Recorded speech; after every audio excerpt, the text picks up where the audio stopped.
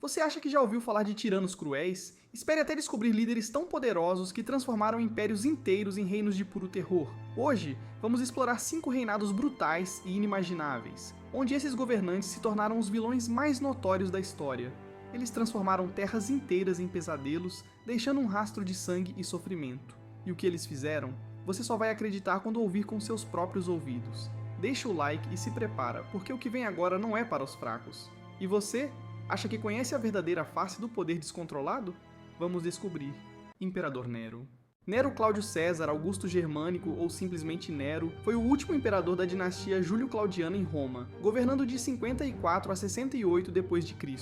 No começo, parecia que ele seria um bom líder, com reformas progressistas que aboliam a pena de morte, investiam nas artes e até mesmo davam direitos aos escravos. Era como se Roma estivesse diante de uma nova era de ouro. Mas essa ilusão logo desapareceu. Imagine isso. Com apenas 16 anos, Nero consolidou seu poder de maneiras que beiravam o insano. Ele se casou com sua meia-irmã, Otávia, apenas para descartá-la friamente e trocá-la por sua amante, Popéia Sabina. Esse comportamento bizarro já era um sinal de que algo estava muito errado, mas ninguém estava preparado para o que viria a seguir. Quando sua própria mãe, Agripina, tentou controlar o jovem imperador e manter o poder em suas mãos, Nero decidiu que ela era um obstáculo. Ele orquestrou seu assassinato e ainda tentou disfarçar o crime como um acidente, algo que chocou até os seus aliados mais próximos.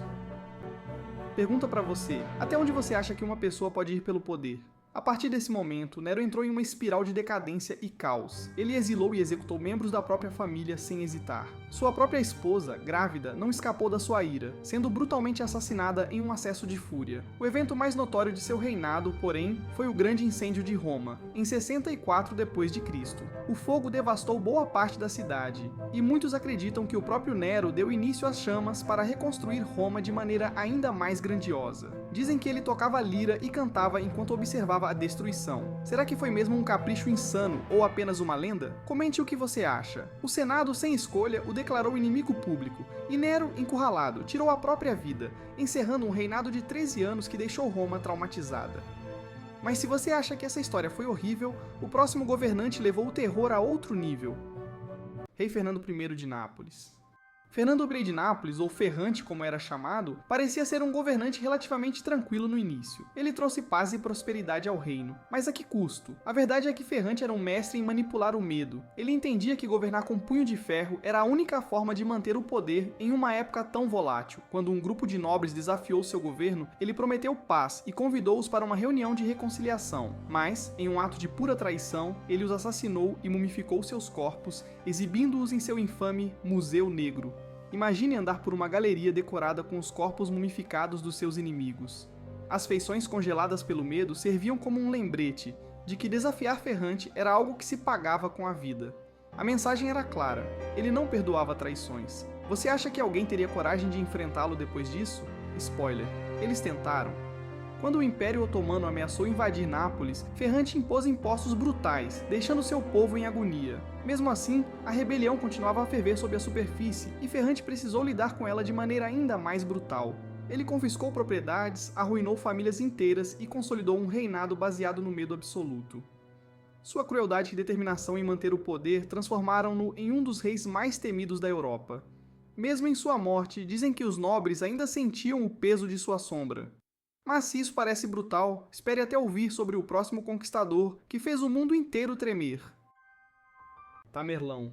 Tamerlão, ou Timur, é o tipo de personagem que redefine a palavra crueldade. Mesmo com limitações físicas, resultado de feridas de batalha na juventude, ele se tornou um dos conquistadores mais implacáveis da história. Não era só sobre conquistar terras, era sobre espalhar terror de forma estratégica.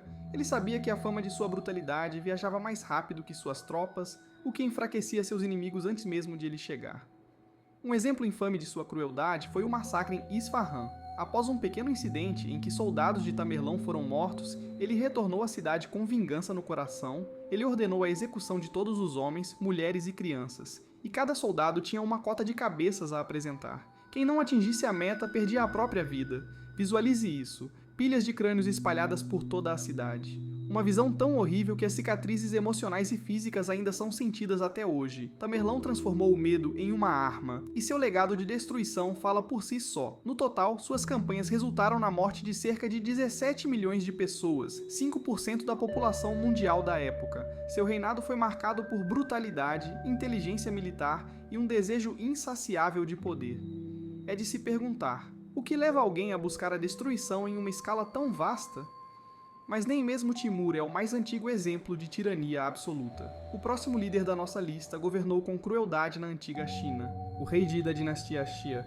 A história da China antiga é cheia de dinastias poderosas, mas o último governante da dinastia Xia, o rei Di, é lembrado por tudo, menos sabedoria. Enquanto seus antecessores construíram um império sólido, Di destruiu tudo por causa de sua sede de prazer e poder. Ele foi obcecado por uma mulher chamada Moshi, e para agradá-la, fez coisas inimagináveis. Por exemplo, ele mandou construir um lago de vinho onde os dois podiam se banhar, beber e se divertir. Em um ato de puro absurdo, ele forçou 3.000 homens a esvaziar o lago bebendo vinho, resultando na morte de muitos por afogamento e intoxicação. Imagine a quantidade de vidas sacrificadas para satisfazer um único capricho. Mas o desperdício e o luxo tinham um preço. Di drenava os cofres do Império, aumentando impostos a níveis insuportáveis e saqueando vilarejos para sustentar seu estilo de vida. O povo, oprimido e desesperado, encontrou um herói em Tang Deshang. Após anos de opressão, Tang liderou uma revolta, derrotou Di e encerrou a dinastia Xia. O outrora poderoso rei morreu sozinho, um exemplo clássico de como a ganância e o abuso de poder levam à queda. Mas se você acha que isso foi ruim, nosso último tirano europeu levou o terror a outro continente?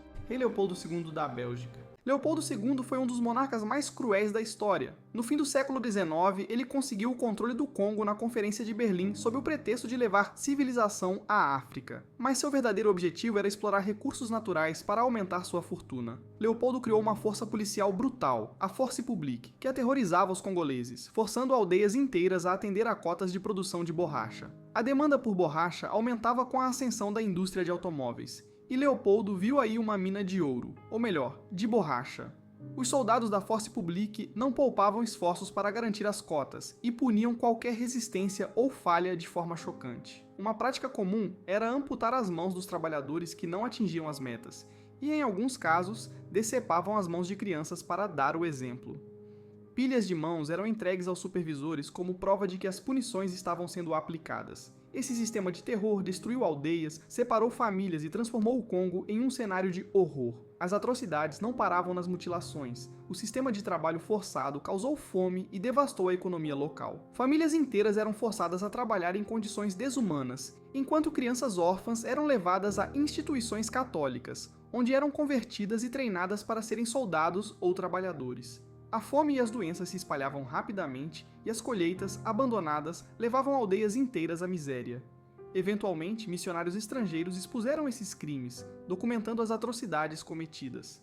A pressão aumentou, e figuras como Mark Twain e Sir Arthur Conan Doyle se uniram para denunciar o rei. A Bélgica, envergonhada, forçou Leopoldo a ceder o Congo ao governo em 1908. Antes de entregar o território, porém, ele mandou destruir o máximo possível de documentos para apagar os vestígios de seus crimes. Mesmo assim, estima-se que entre 5 a 10 milhões de congoleses morreram durante o regime de terror de Leopoldo II. No final, ele morreu desacreditado e foi vaiado em seu próprio funeral. Até hoje, sua memória é um símbolo de até onde a ganância humana pode chegar e o impacto devastador do colonialismo. Agora, eu te pergunto, você acha que a crueldade de Leopoldo deveria ser mais lembrada e discutida? Comente aqui embaixo. Essas histórias são de arrepiar, não são? E aí, qual desses governantes chocou você mais? Comente aqui embaixo e compartilhe suas impressões. Se você ainda não deixou o like, agora é o momento. Se inscreva no canal para mais histórias sombrias e intrigantes. E se achou que isso já foi o bastante, espere até ver o próximo vídeo que está aparecendo na tela agora. Nos vemos lá.